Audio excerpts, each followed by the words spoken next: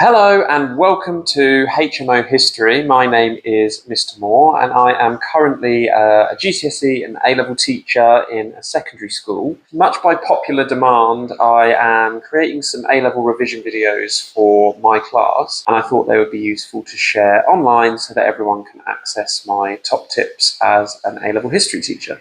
Now, rather than just go over lots and lots of historical content, I thought that I'd make this a little bit more tailored, and I would try and make sure that all my content is linked directly to a practice question. So these videos are mostly going to be looking at the 20-mark essay style question, and any content going to be tailored to make sure that it's helping you to answer those questions. Use these videos if you are looking to practice some exam style questions, work on your writing style, to get some helpful tips on structure, and to also get a bit of an insight into what examiners are looking for when they are marking your essays. Now, currently my class are looking at the USA unit, which is Challenge and Conformity from 1955 to 1992. And we follow the Pearson Edexcel syllabus. So enough about me in the course, let's get to it.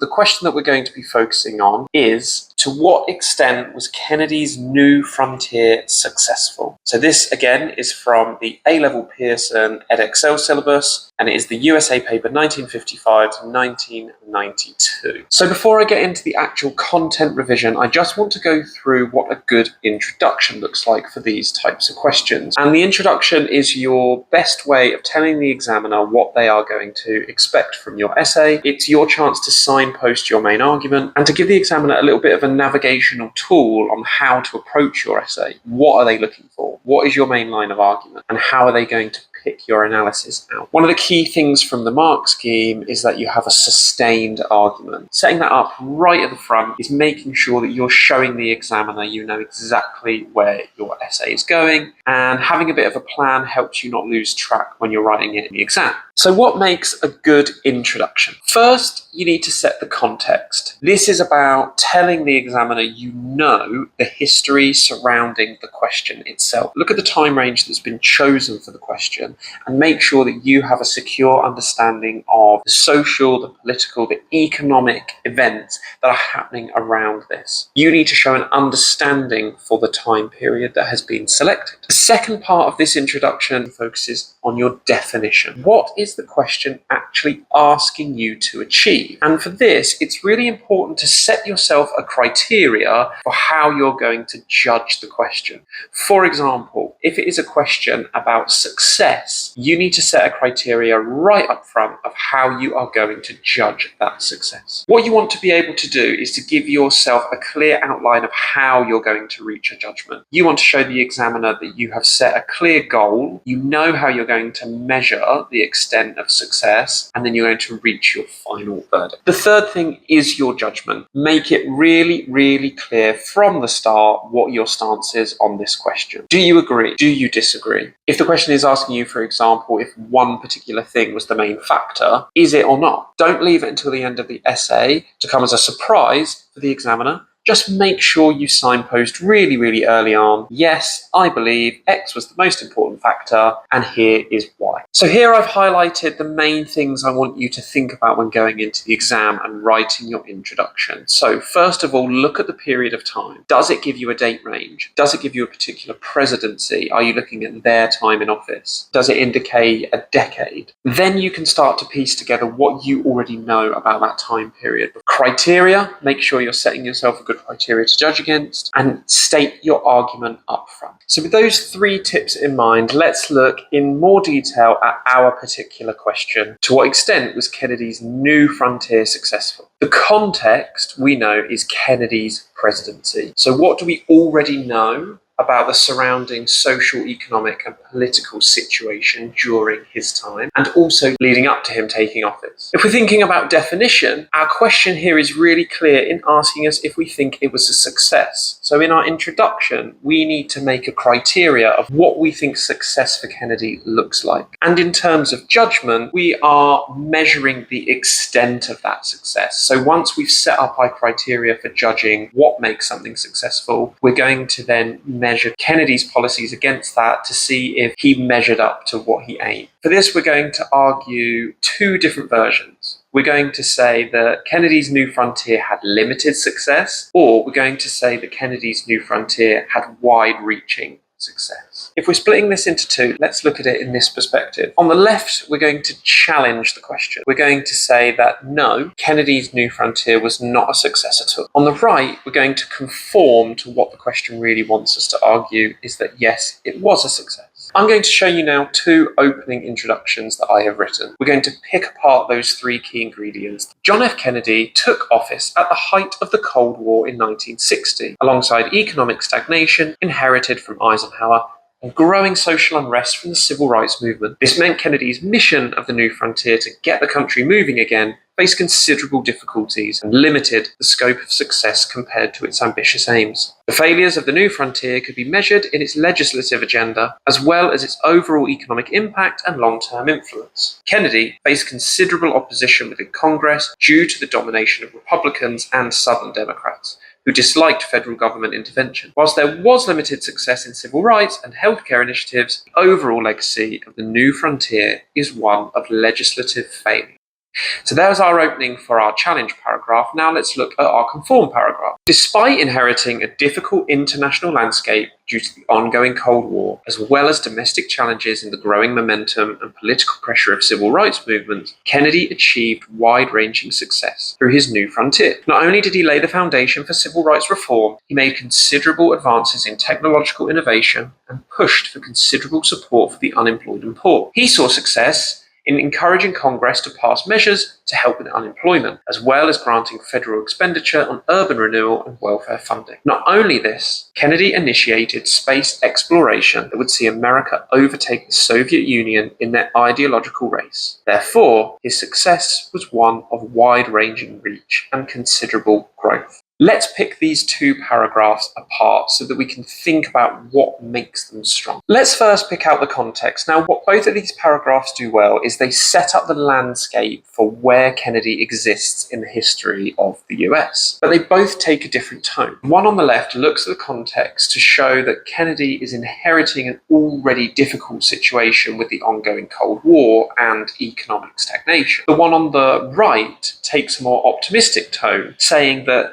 even though it's a difficult landscape, there are examples of progress. Both of these successfully set the framing of Kennedy's presidency, and we can start to look at how they now link to the challenges he faces. When we're setting up the definition, we're looking at what key information could be used as a measure of his success. The one on the left that's trying to say that he had a limited impact is picking out key things in terms of the scope of his success, how it didn't quite match up to how ambitious the aims were, and then it starts to hint at some of the failures, for example, legislation and economic impact. The one on the right, with its more optimistic tone, looks at what Kennedy was able to achieve in the short time that he was president. For example, it looks at encouraging funding from Congress, it looks at the success in passing measures to help with unemployment, and generally creating more of a welfare net for those vulnerable Americans. Then we get our judgment. It takes the context, it takes the criteria that we're using to judge against, and then it gives our argument. So the one on the left is really clear in saying that Kennedy faced considerable opposition and therefore he had limited success. It also goes on to say that his overarching legacy is one of failure. This makes it really clear what our intention is with this line of argument. We're going to prove that there was limited success. We're going to prove that Kennedy had some sense of failure in launching the New Frontier. The one on the right takes into consideration other aspects that might have added to his legacy, for example, space exploration and growth in American ideology during the Cold War. It goes on to say that his success is one of wide-ranging reach. So if we got our introduction paragraph right, what we've done here is we've set up the structure moving forward for what we're going to talk about. Now, I'm not going to go into detail in this video about the overall structure, but ideally what you need is 3 paragraphs to explain your argument. So, let's get into the content. What I've done here with this question in particular is I've split it into 3 key themes. Those are unemployment and the poor, space exploration, and civil rights. And for each of those, we're going to look at supporting evidence that either supports our challenge, limited success argument, or our conform, widespread success argument. So our first is employment and the poor. So in his youth, JFK didn't really have a grasp on the problems of the poor because he wasn't himself. He admitted that he didn't really learn about the Depression until he read about it at Harvard. So we can clearly see that there was a disconnect between Kennedy's upbringing and his overall understanding of poverty. However, he did speak very openly about the challenges of poverty and his ignorance, and he very much sought to tackle it as one of his key criteria.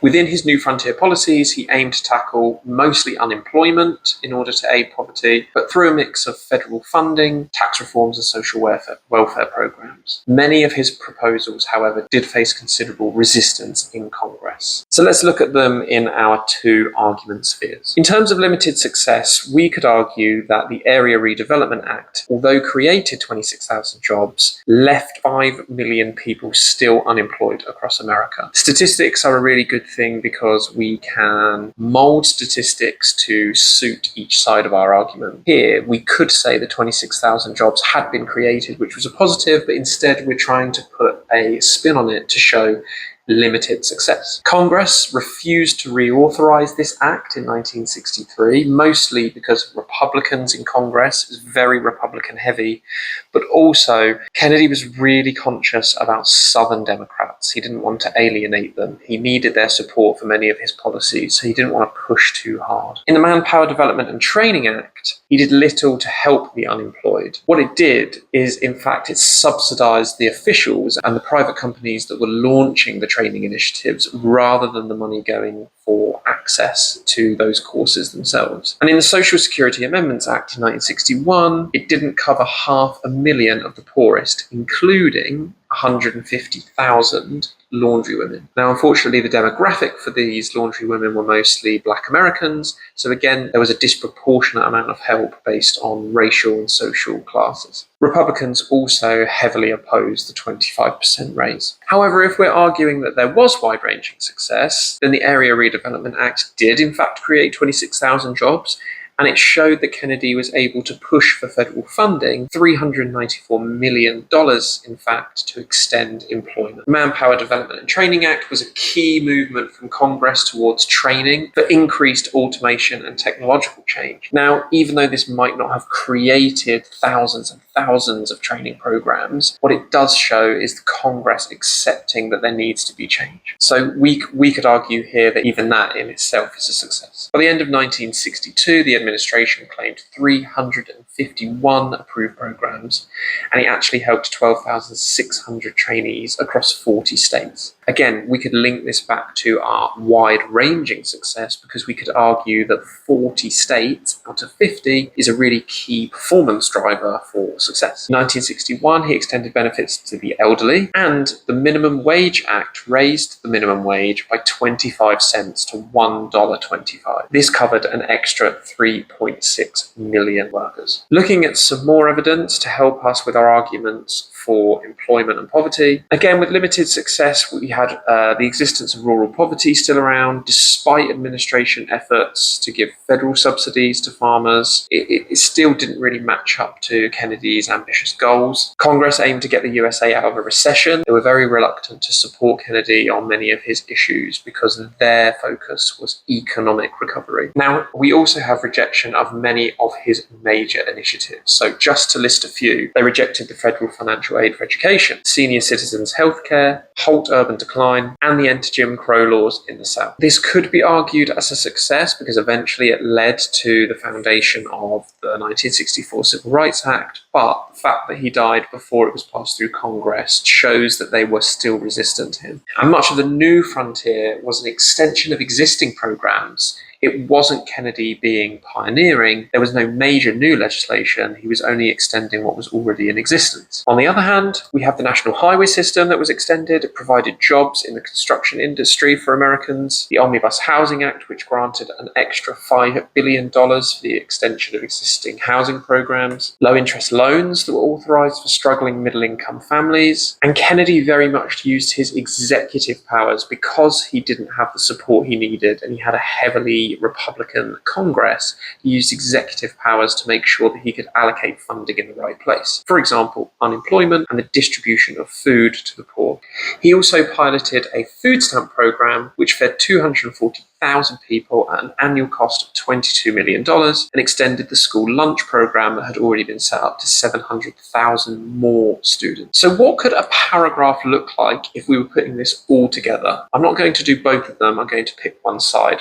So for this example in particular, we're going to go with the limited success argument. A key measure of Kennedy's limitations is evident in the congressional opposition he faced and subsequent hurdles that result in minimal legislational change. Kennedy attempted to tackle the issue of unemployment in the Area Redevelopment Act, which channeled $394 million federal spend into extended employment opportunities, focusing on key states such as West Virginia. This was highlighted as an integral part of Kennedy's aims, but was poorly funded by Congress, and although on face value created 26,000 jobs, did little to facilitate long-term change for the 5 million that remained unemployed. In 1963, Congress refused to reauthorize the act as Republicans resented the focus on key Democratic congressional districts, and he had lost support of Southern Democrats over civil rights issues. Now, what I'm going to show you is picking apart how I've structured this paragraph. So if we split it into these sections, we can see clearly that there are point, evidence, and judgment sections of this paragraph. The point sits at the very, very start of your paragraph, and what this does, again, is it acts as a mini topic sentence, and it signposts the examiner to what you are going to talk about in this particular paragraph. We know straight away that this paragraph is focusing on unemployment and the poor. It's also saying that a key measure of limited success is congressional opposition. So we know to expect some evidence here of Congress reluctantly passing legislation or pushing back on Kennedy. Then we have evidence and judgment. Evidence, you want a really concrete piece of specific evidence. That might be a piece of legislation, an event.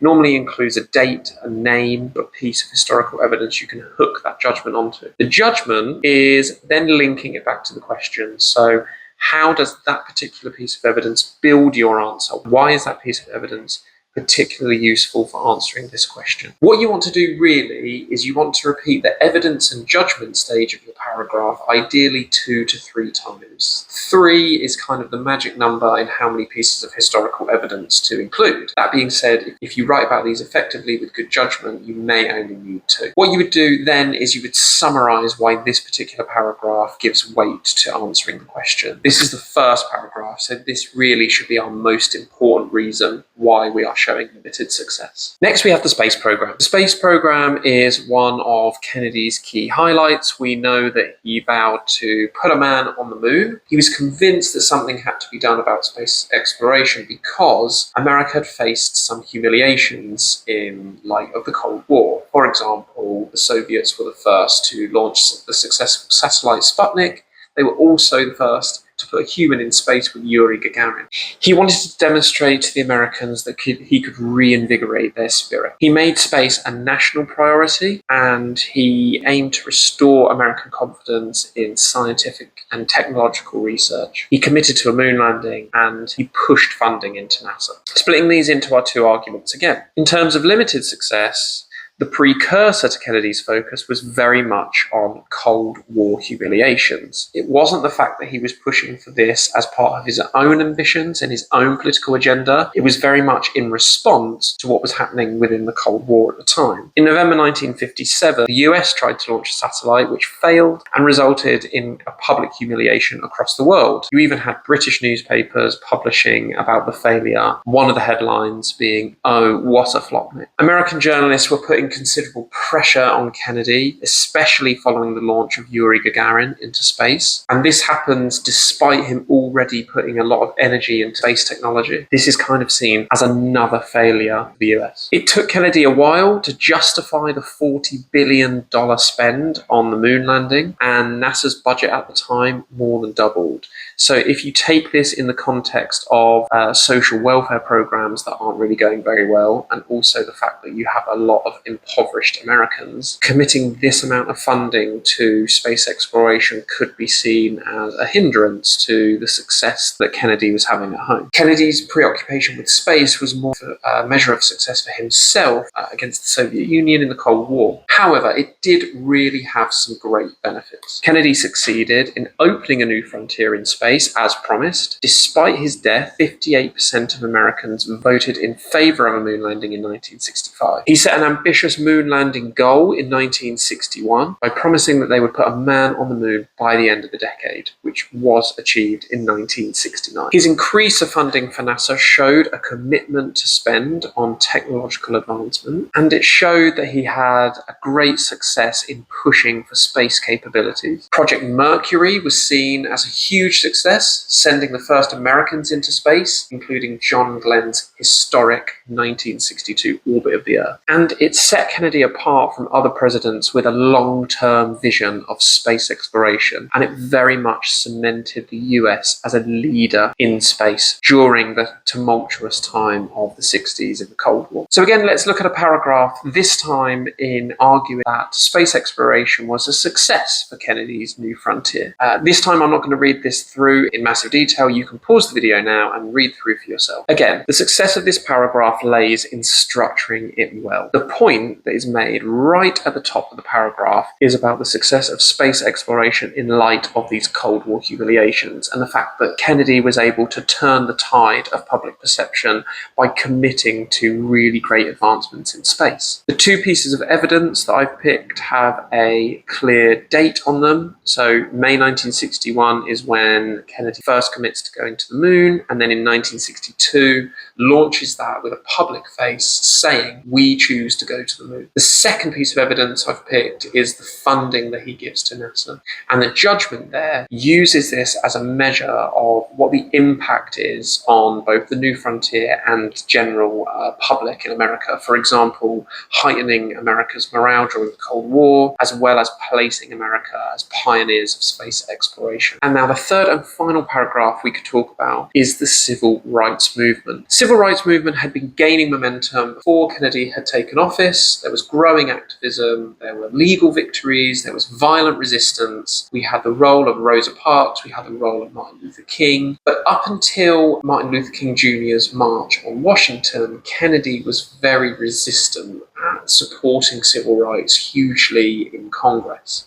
He'd very much campaigned for civil rights during his presidential election, but he was very overly cautious once he was elected. Really didn't want to alienate some of the Southern Democrats that had voted for him. He prioritized his political strategy over forwarding civil rights, and he didn't respond in the best way to escalating violence towards Black Americans during the 60s. Now, splitting these into our two arguments again. In terms of limited success, the Civil Rights Act in 1963 was introduced to Congress, but unfortunately was not passed during his presidency. It was stuck in Congress due to considerable opposition. There was limited direct action to voting rights. One of the key measures of success for the civil rights movement was gaining voting rights for Black Americans. And despite Kennedy being aware of a lot of voter suppression in the South, he took very few steps in major voting reforms. He faced major pushback from Southern Democrats. He was hesitant to push too hard on legislation because he definitely needed the support of the Democrats